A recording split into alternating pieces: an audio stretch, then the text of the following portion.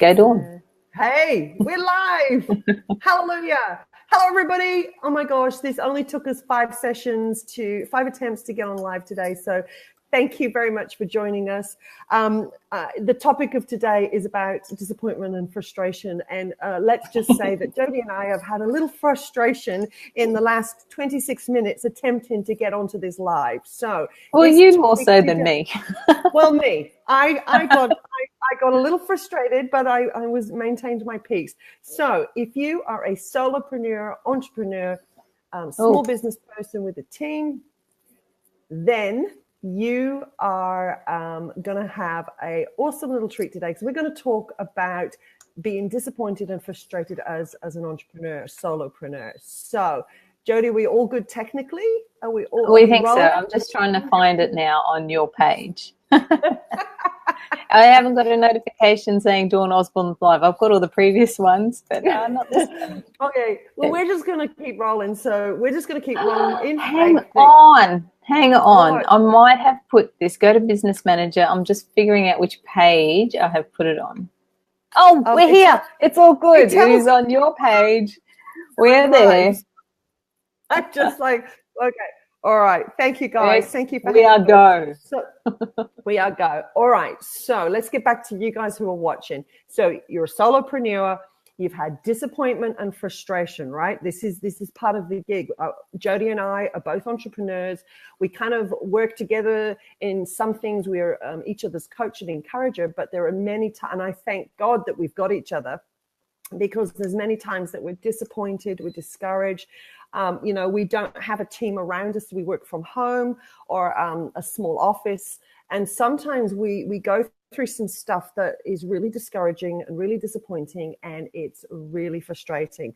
So I wanted to talk to you today about something that may be causing that. So I'm a coach, so I always come from a mindset perspective. So I always talking about the mindset of somebody. So what I'm going to share with you today is going to help you with your mindset in relation to being disappointed or frustrated. Okay, so we're going to have a look at how to remove frustration and disappointment. So when you're an entrepreneur, there's many issues that crop up, okay? Even if you're a small business owner and you have a team, there's always an issue somewhere, all right? So my job today is to help you alleviate some of that by giving you an insight to actually what's going on, because I deal with a lot of emotions.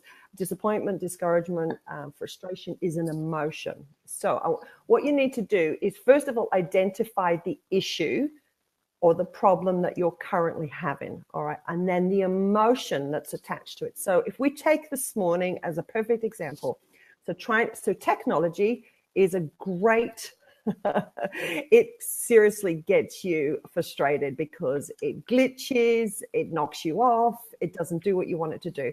So the problem for us today was, the internet was glitchy, we couldn't get on, it knocked Jodie off 5 times. So I got a little frustrated.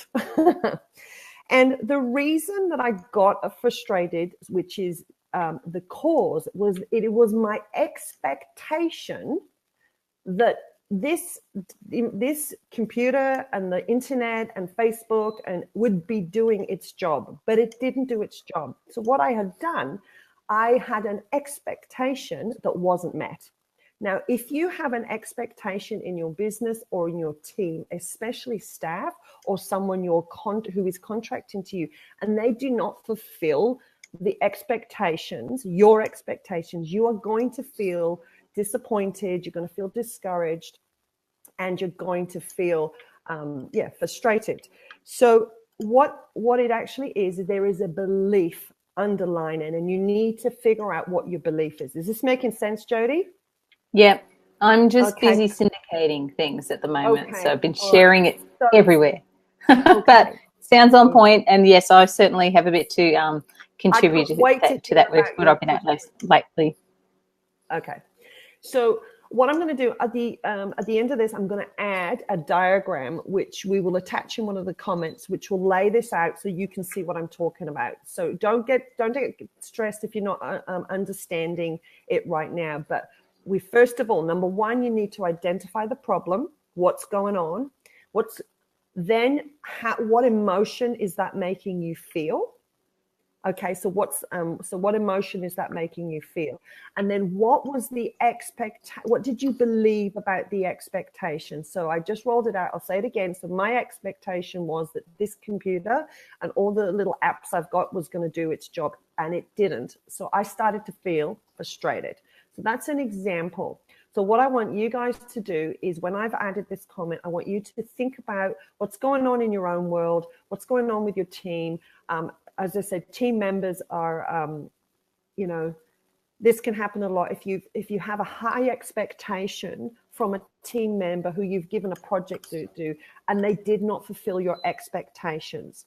And the question I want you to ask yourself is why? Why did that expectation not get fulfilled? What was I believing about that expectation? So you were probably believing, well, I expect them to get it done and to get it done at this standard.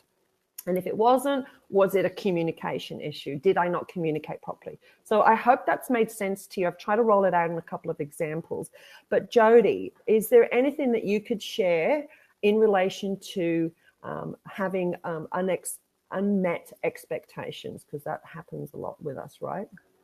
Yeah, it does, for sure. Now, so for me, being in the Facebook ad space for a number of years, yeah, I've certainly tried and have successfully and unsuccessfully outsourced a lot of work. So with regards to that, yeah, there is absolutely ups and downs. There's times when work has been done really well and surpassed expectations, so that's been great, and there's certainly been times where it hasn't.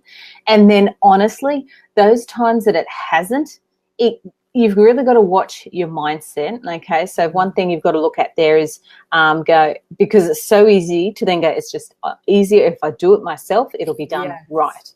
And when you do that, you set yourself up in the trap of not being the business owner, but being the employee of your business.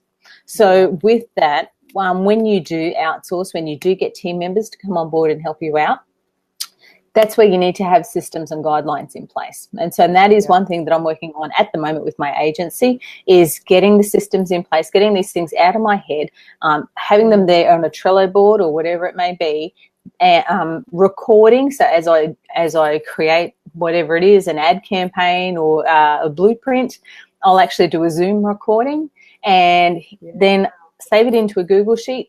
It's a standard operating procedure and it all gets linked everywhere. So therefore, the team that I have knows that here's the guidelines, here's the processes. Now, and another thing, when you're a business owner and you get someone else on board, you kind of, you have put your heart and soul into your business. Your business is your baby. And we kind of had that expectation to start with, right? You might think, oh, yes, I'll get this person. They're fantastic. They'll do a great job. However, it's not their business. It's not their baby. So it's a very good chance that they're not going to do things as you would, right? They're probably not going to stay up working till midnight to get something done without getting paid like you would. So it's having those realistic expectations and then also communicating. So when things don't get met, when a job isn't completed the way you expected it to, wanted it to, or to the guide or the briefings, you've got to talk to them and say, okay, so what happened here? How could I have made this better for you? Was there some instruction missing? Was there something that you needed more clarification with? So that you can train them up or train up the next person for more success, okay? So that you get out of that trap of doing it all yourself. So that's one of the things. You'll have these great expectations that, oh my gosh, yes, I'm so overwhelmed. I need someone to do this. Great, you're a perfect fit. You do it. Here you go. Okay. And then you dump it and then you go, oh man, they didn't do the job that I was expecting. Well, it's because you didn't take the time and the effort to properly train them up, to have those standard operating procedures, and then to equip them to continue moving forward. And then you end up going, doesn't work, I'll do it myself anyway. And then back you go, one step forward, two steps back. So that's been experiences that I've had with hiring successfully and unsuccessfully. Now as I do look for team members on board, and I've just been going through this process again, like there's a few areas where, and it's incredible, right? And this is what but most business owners will likely see, that when you do a list of everything you do and you go, I need someone who can do this, this, this, this, this, all this stuff that you do, you know what? You go, holy crap, I'm a unicorn. Right? There is no one that can do all of this like I do.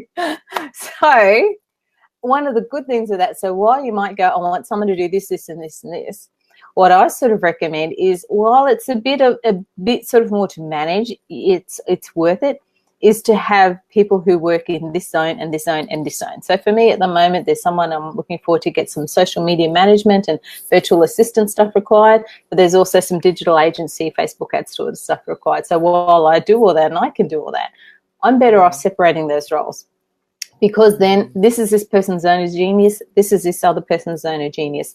Then also, if something happens to one of those people, the whole system is not going to go caving in, okay? Because you've spread out the risk with other people doing various different roles. Wow. So what I caught from what you said, I caught 3 C's. Oh, active listening. I love it. Good work. That's my job. That's what I do. I listen and I process. And okay, so obviously we're talking about unmet expectations and the frustration that follows when when we don't get that. So in relation to teams, and you know, we talked about handing out work to other people, and obviously our expectations aren't met. I think I caught that. I think 3 C's that will help you guys, and I think Jody's just named them. I'm just going to sum them up in 3 tips. I'm going to call it the 3 C's. So if you're dishing your work out to someone else, or you're giving a project out to someone else, I want you to think about 3 C's. 1 is you need clarity on what you want. Okay, so you need clarity on what you want. You need to have a very clear vision of exactly what it is that you expect. Number 2 is you need to communicate that to that person. Okay, so communicating it in a very clear and precise way. Then number 3 is confirm. What you need to do is then confirm with the person you've handed the project to, confirm that they got it, they caught it. And some of the techniques I've used in counseling and coaching is like a reflection. So I get them to tell me what they think I said. And that way you start to get on the same page. This is something that you're going to have to work at. This is something, it feels a bit awkward when you're asking them to say, okay, can you repeat back to me what you think I just told you to do? That feels like a bit, a bit awkward, I would say. But at the end, when you both get to know each other, and you both get to know each other's strengths, weaknesses, etc., you'll start to build a really strong unity. So this 3 C's is what you need to start with. When you first start to work with someone, so you can get unity. And when you get unity, you're going to eliminate disappointment, you're going to eliminate frustration, you're going to eliminate discouragement. And that is part of my job, to help you guys in business, small business, entrepreneurs. So I hope that's helped you today. And these are the kind of chats that Jody and I have at 6 a.m. at 11 degrees in the morning when we go walking. we are bouncing off, and we just want to give you this info so we can help you guys build your businesses, and be part of a tribe that we all kind of get each other. So that's what we wanted to achieve today. So do you have anything else, Jody? No, I think that's all good. I've said my bit. You said your bit. Awesome. All right, guys. Thanks for stopping by. If you loved it, share it. If you know entrepreneurs that need some encouragement, send them to Business Besties Dawn and Jody. Come on, share this post, or invite them on to like our pages.